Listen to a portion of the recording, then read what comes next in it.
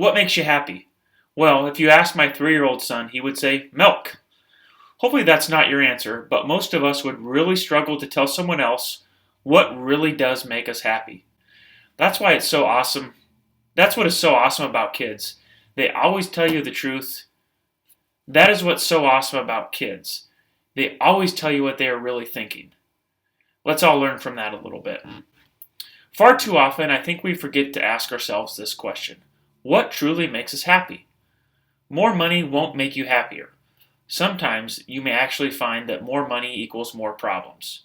As a financial advisor, I can't tell you what will make you happy. You need to decide that for yourself. Sure, getting a 10% return is better than an 8% return on your money. But why does that even matter in the first place? To be honest, it really doesn't unless you have a purpose or a reason for needing to get that better return. That purpose could be an early retirement, so you can spend more time with grandkids. A good starting place to find out what makes you happy is to define your values and what's important to you. I often speak to my clients of the 7 F's in my life. Those are my values.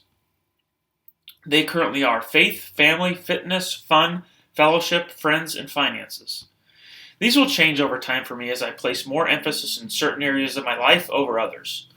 With faith always staying at the top because that helps to direct all of the other areas in my life while keeping things in perspective for me.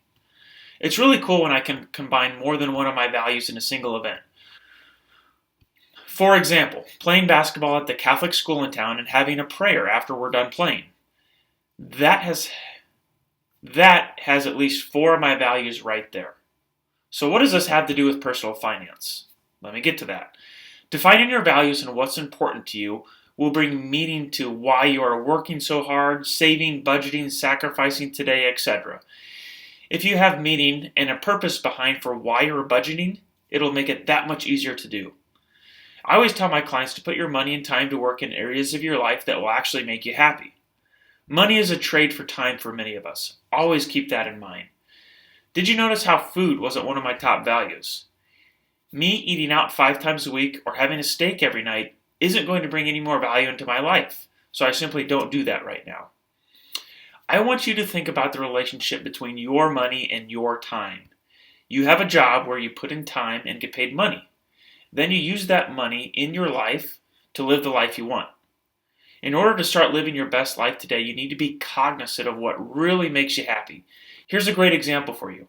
Last week, I took off from work early so I could go with my wife to take our oldest kid to gymnastics for the first time. So I sacrificed time at work, which means less money that I made, to spend time with my family, which is one of my key values today. That really made me happy seeing our little guy attempting to follow instructions and jumping all over the place. I would have paid much more than my hourly rate to see him at gymnastics for the first time, and I will never forget that.